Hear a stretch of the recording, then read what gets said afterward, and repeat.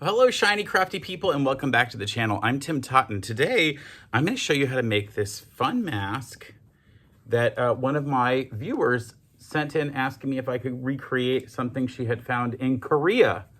So, here's the letter I received from Margie. And Margie says, I've been watching your channel for months while you have made masks after mask. I have made many alongside you, but I'm wondering if you might try one more. I purchased a KN95 made in Korea. That's this here. And I really like the way it fits. I'd like to make it out of my own fabric. I'm enclosing a brand new one so that you can see what it looks like. It seems simple, but would like to see you demonstrate making it with a downloadable pattern. I would greatly appreciate your help with this mask. Even when we don't have to wear masks, I will be using them for the foreseeable future. Thank you in advance, Margie. So, Margie, yes, I got the mask that you sent me from Korea. And I'm gonna go ahead and try this out. So let me show you what the mask looks like. It's got it's got these two flippy folds. So it's very similar, in fact, to a mask that we made before, which was, well, I made the Star Trek mask, but it's the 3D mask that we created that has the flip folds, right? And this one fit, let me show you what it looks like when that one's on.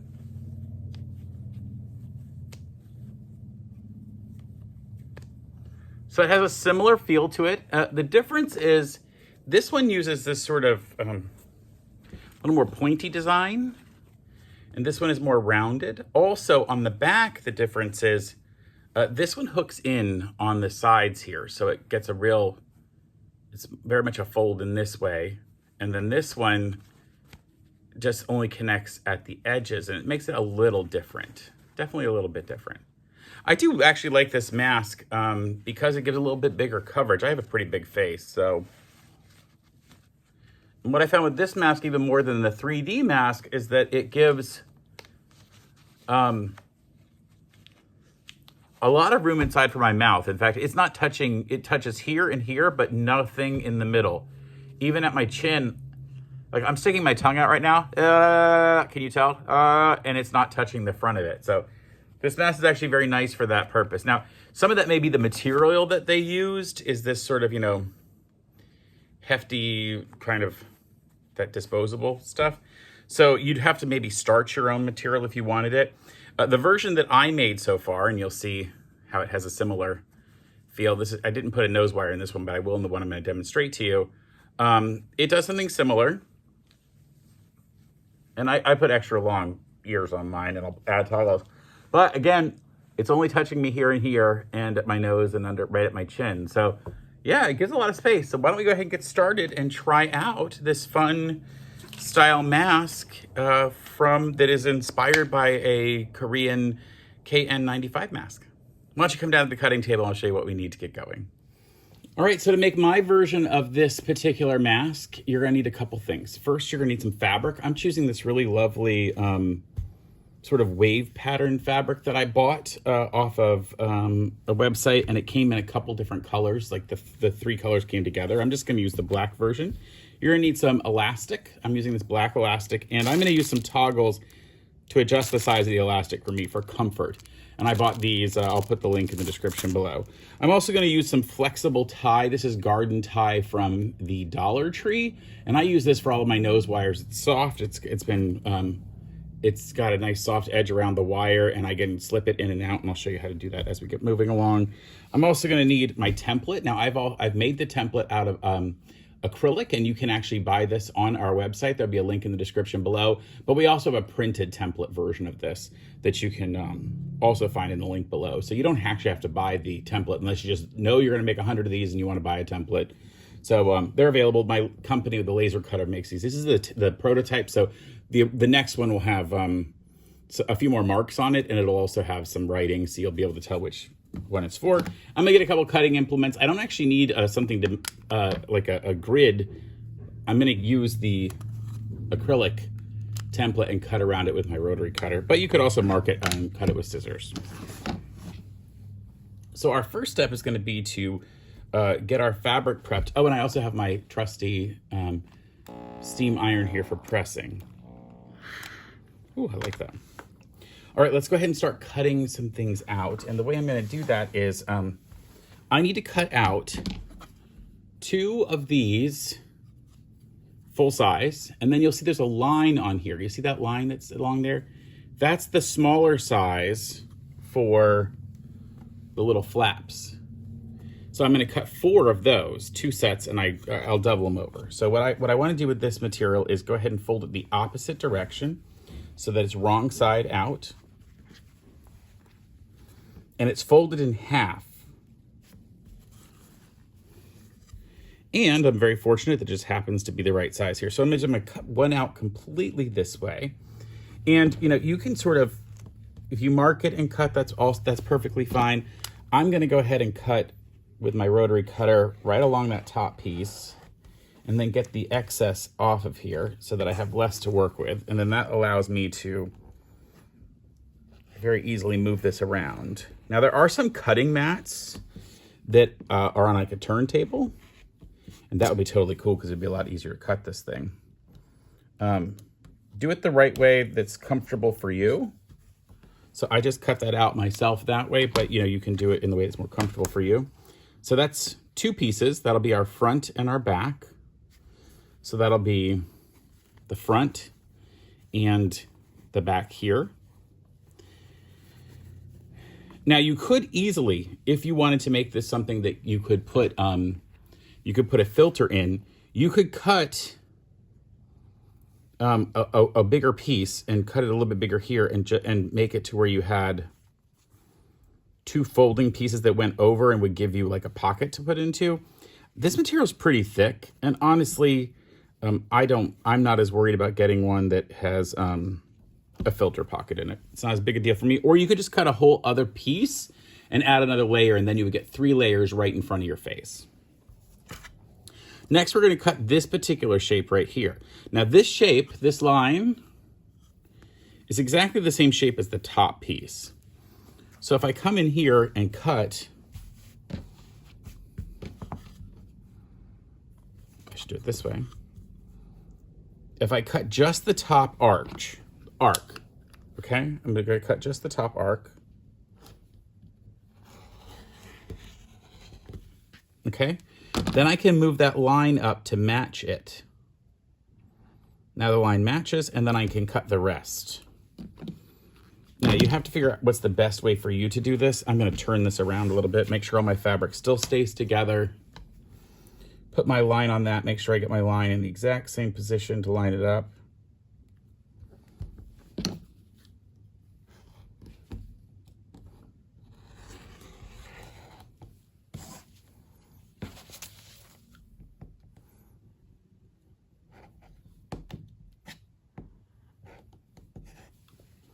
And there we go. Now we have our smaller piece. So we have the larger 2 pieces and then one of the smaller flaps. And then I'll need to cut another one like that as well.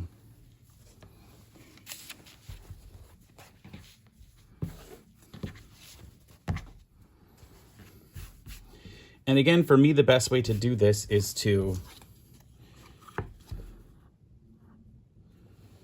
go ahead and just cut the top. That fabric out of the way, move my piece up, and then cut the rest. And again, I'll turn it around so I can actually get. Now you'll obviously be in a different position than I am for this. You know, you're not trying to get a camera to see it all. So you do what's comfortable. We make our templates out of 1/4 inch acrylic because it's a little bit thicker. I like that so it's not going to break as easily.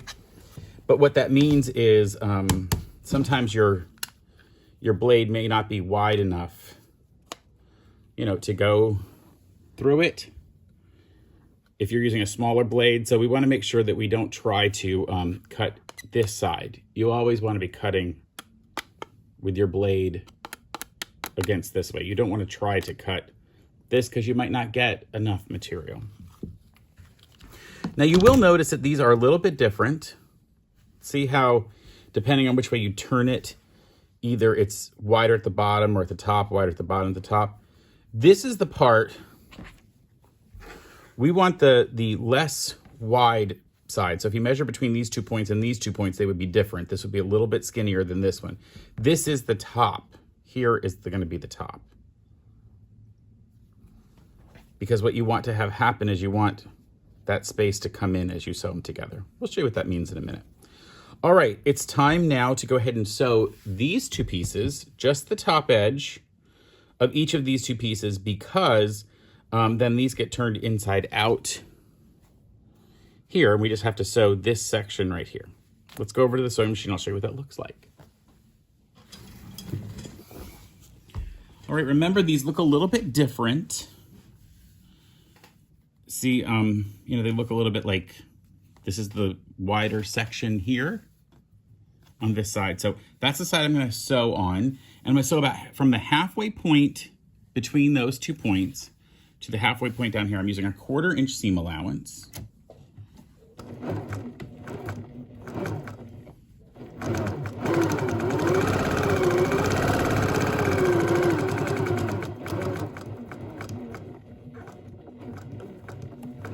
And I just sew right off at that halfway point, right there, right off.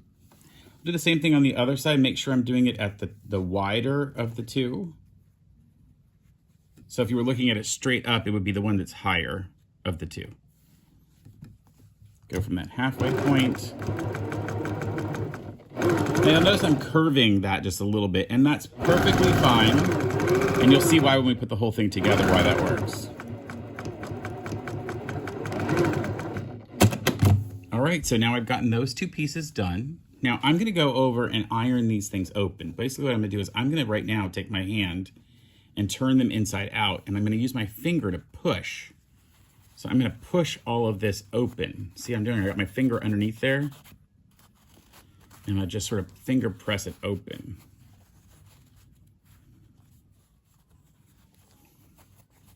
So it's gonna create that sort of shape.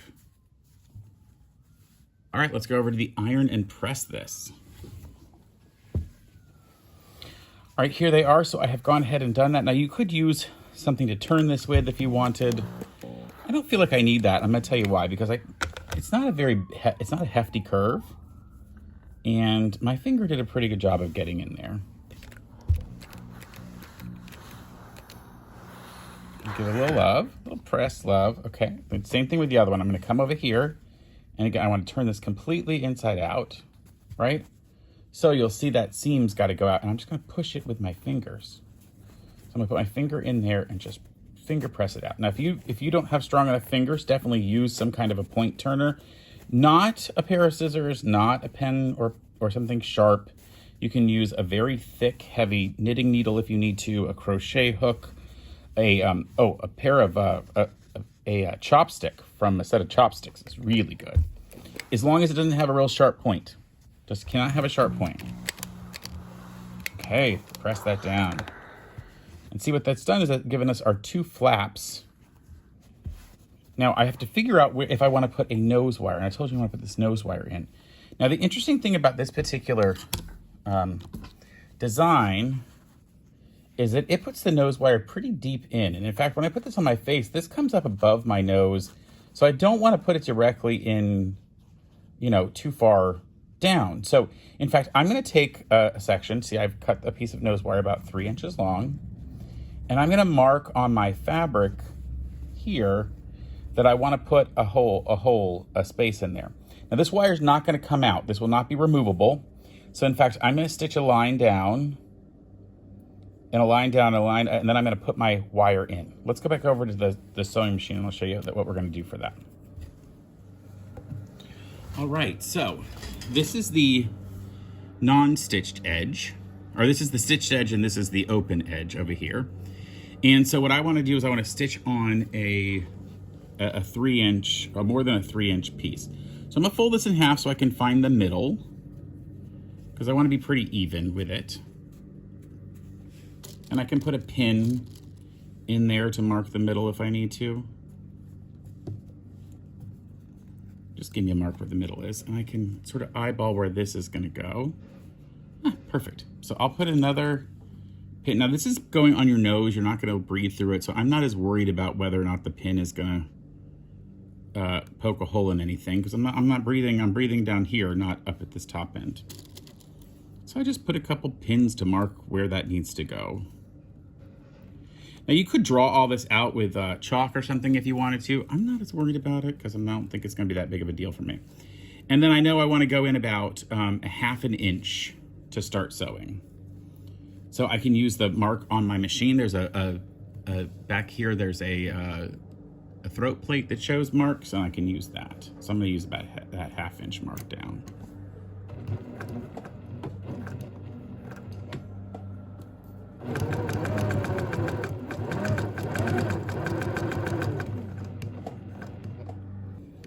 So I've sewn down to the pin down here, and I'm going to take that out and turn. And I know I need to leave about, well, let's see how much space I need to leave. I need to go down at least 1/4 inch for the next piece. And I'm just going to use that other line of stitching on the side here to figure out where to go. And I'm going to leave the end open for now. See, I've left this end open so that I can get my piece through there. So I'm going to go and shove it in from this side, and you'll notice that the fabric is now moving in here where that nose wire is going in. Just be real careful and shove it in there. And get it all the way down to the other end. Okay, now that the nose wire is in there, I'm going to just come along and stitch back along this piece right here, just to cover the end of the nose wire. The nice thing about using a rather complicated pattern is that you don't really see all this stitching so well. And now there's a nose wire in there into that piece. So I'm ready to go on to my next part. All right, I've got my pieces together here. I've got my 2 flaps. I have my front and back piece for my mouth area, and now I just need some elastic. And I'm going to cut these pieces about 8 inches each. Now that's for my face. You might not need 8 inches, you might need less, but I'm going to use toggles, so I'm not really so worried about how big I'm going to make this. You can go as big as you want. This is about 5.5 inch pieces on the one that they designed. They came from Korea, and I actually think it's fine, but it's a little bit tight for my head. And I'm gonna put those toggles on so you can change the size of it as it goes through. All right, so our building blocks are, we need to decide which side of this we want out. And in fact, I think if I look at it, which side looks better? I'm gonna look at which side is better looking for the stitching. I don't think it really matters. So I'm gonna choose this to be the outside. And so that was the one that will put, that's the one that we're gonna put face down because we're gonna have elastic in here, and it'll, am I doing that right? Let me just double check and make sure I have it right. I'm gonna put, the elastic comes through. Oh, you know what? I'm gonna go face down with it. Then the other one I come along and put down the other way, just here, okay? And then I'm gonna put my elastic from the corners to the corners, here to here. Now, again, I'm gonna use pins because I'm not gonna be breathing off of these edges on the sides, and so I'm not worried. You could use clips. I definitely have some clips here somewhere. I really just don't feel like trying to find them. So I'm gonna go right to the corner with that, and we're gonna be using a 1/4 inch seam later on, so it's gonna get caught in there. I also don't like, I have a hard time sewing with clips sometimes because I need everything held together just till that last moment that the pin starts to go through. And so I want the pins to be there. I like the pin better than the clip, especially for things like elastic like this. Now, if this were right over top of where I would be breathing, I would maybe not want to put holes into all of this material. Now, if you're worried about this elastic moving around and getting caught in other parts, you could pin it down, but I'm not so worried about it. I'm going to try to feel carefully as I stitch. Okay, so I have those layers together. Right now there's a layer of fabric on the bottom. There's this double layer of fabric, which is sort of the flaps for my chin and my chin and my nose. And then of course the elastic. So there's a lot of layers in there. Now I like to make sure the elastic doesn't get twisted as it's going through. So I flattened it out and make sure that the same side is being pinned in both ways.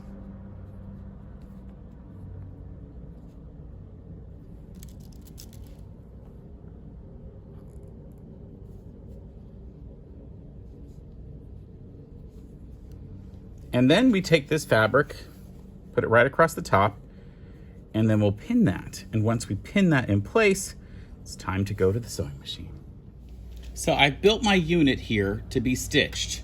And the thing I want to point out is that when we use a 1/4 inch seam allowance all the way around and we'll leave a space to turn it, we're going to, I'm going to open it up here. It'll go across this area where these two come together, where these pieces have been sewn. And that's a good thing because it's going to just trap a portion of that like we need to. All right, so we need to leave an opening. Now, I particularly am fond of leaving an opening usually in like the middle. And that usually makes it the easiest to get the whole thing to flip. Now, the difference is here, if I leave it in the middle here, I'm going to have to get all that fabric turned. I'm going to leave it off to one of the edges here. Because then when we flip this back around, we're actually going to be stitching an extra line on here.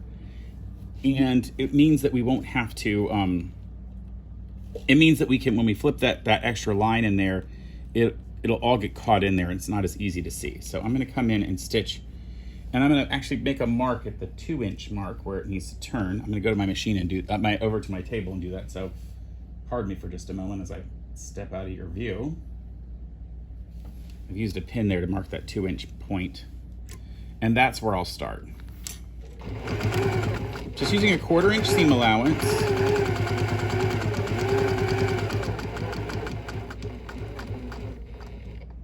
And this is the reason why I really like to leave the pins instead of clips, is that I can get to that corner right up to the next to the pin and catch some of that elastic in it, because I want to make sure that elastic doesn't move. And then when I move it out, it's a lot easier to do. Then the clips. The clips are wonderful. They're really great because you don't stick yourself or anything, but it gets a little harder at this point. Now we don't want to sew over the pin, so I take that out. Now this is back to this part where I started it. Now this is a very small area to turn. Just be aware of that if you do this. It's a very small area to turn, and I like to just backstitch right here on the end to make sure I backstitched when I started and I backstitched where I ended. And I turned a little bit just to get that started, so when it's time to turn it inside out and put all those edges in, I'm going to be able to find them easily. Okay, let's go over to the press and we'll turn this inside out and I'll show you what's next. All right, we're here at the press and we have that opening here. So you could clip some of these edges if you're worried about them. This is such an easy curve that I'm really not worried about it. And then I'm going to come in and I need to make sure I'm turning 2 of the pretty sides of the fabric out. If I turn the other side, it won't work. So the 2 pretty sides, and I'm just going to start shoving this through the hole. Now, I left a pretty small hole because I'm comfortable doing that. If you're not, you can leave a bigger hole and just worry about stitching it later. So I'm going to start sort of this birthing process. Just turning the fabric inside out. Just be real careful about that fabric at the opening because it will fray quite a lot, and then you're going to have some funky fabric to try to turn. Once you get it enough inside out, then you can start pulling it this direction. This way. And in fact, it looks like I missed, oh no, that's where it's turning inside out. Good. I just saw some fabric that didn't look right and I realized it's where I was turning it. Okay, so now I've opened that up.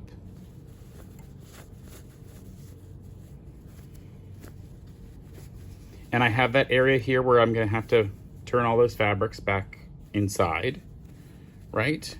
And look at that, I've got my piece now starting to come together. And what I will do here at this point where it's got to turn is I'm going to give a little bit of a push inside. See here? I've got to like turn these fabrics inside out. So this one by itself on the outside gets a little bit of a 1/4 inch turn like that. Okay. And I can even go in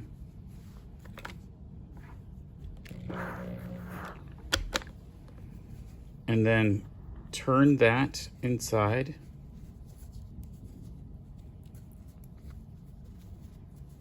And see what I've done is I've pushed all that material in, and I'm going to use a pin or two to hold that in place so that I don't have to worry about it coming apart, because I need to stitch that down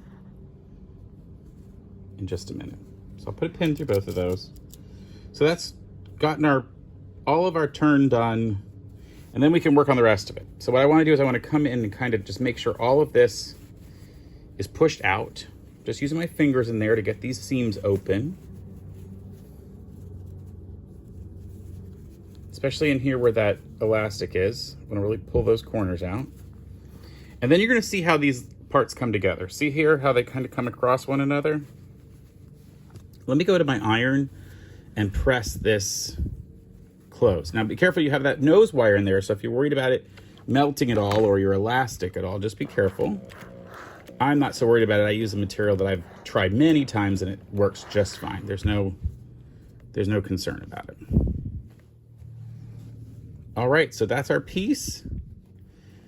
Make sure it really stays nice and flat.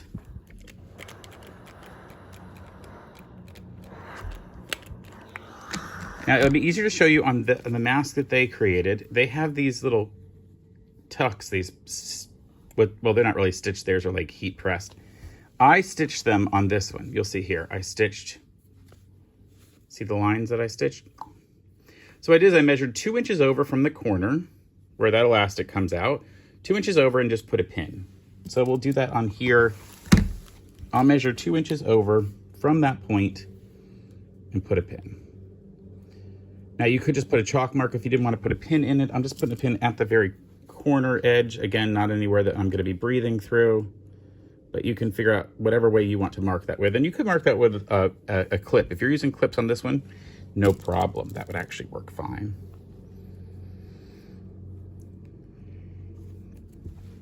And you'll remember that over here we have the flip and fold. So what I'm going to do is I'm going to stitch. This is going to be interesting. I'm going to stitch all the way around the outside first, and then I'm going to come back and stitch these half circles in, these sort of half spaces. And there's a couple of ways to do it. You could, if you don't care what this looks like in terms of how much stitching you have, you can easily stitch here down, over, stitch this half circle, go to this and stitch it, and do all that again after you do the outside. And on this one, though, I think I'm going to be nice and pretty and just put the individual, after I sew all around the outside, I'll just put the individual ones in and trim threads. Let's go over to the sewing machine. I'll show you what this looks like. All right, here we are. And what I'm going to do is come and stitch all the way around the entire outside with just an edge stitch. Literally, it's going to be right at the edge of the machine over here, right at the edge of that presser foot. And this is just to get all of the fabrics held together. I'm going to leave those 2-inch pieces in, so in fact I have to very slowly sew over my needles.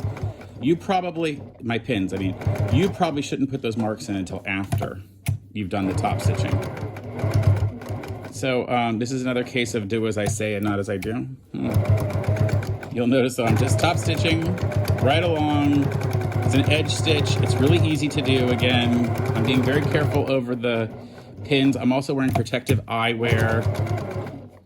So again, don't do what I'm doing. All right, so I've done those. Now what I can do is come back and I'm gonna stitch these. I'm gonna stitch from this mark over here, but I'm not gonna do a straight line. I'm gonna kind of curve it as it goes in. And the easiest way for me to do that, I'm gonna just back stitch a little bit. And I wanna go right to over here to where the fabrics cross over each other. And a good example, I'll show you on the actual one I made earlier. You see here where it just goes right over the edge where that stitch went over this piece.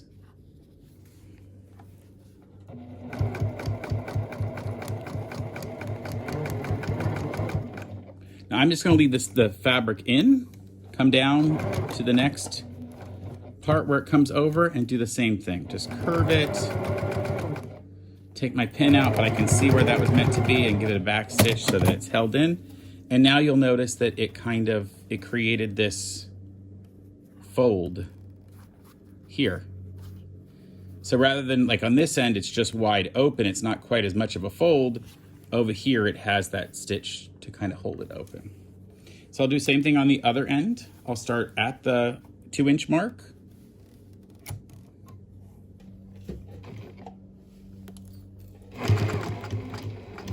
And I'm stitching down to right to where it goes off. And then I will turn and come to the next point and do the same thing.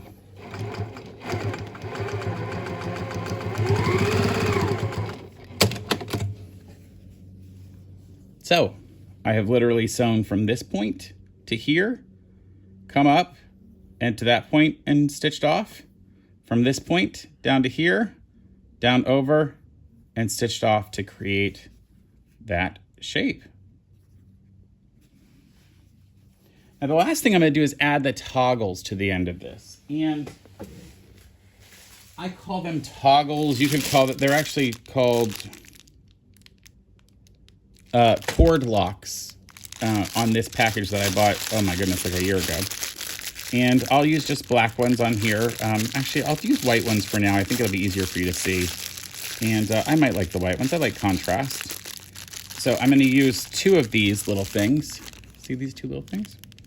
And this particular version gave me this cute little thing. It's a bobby pin, basically. You could use a bobby pin for this. So what we do is we take the elastic here, right? And I'm just going to find the middle of it. Find the middle of that elastic. And I pinch the ends together and put it through the opening of that toggle, or cord lock as they call it.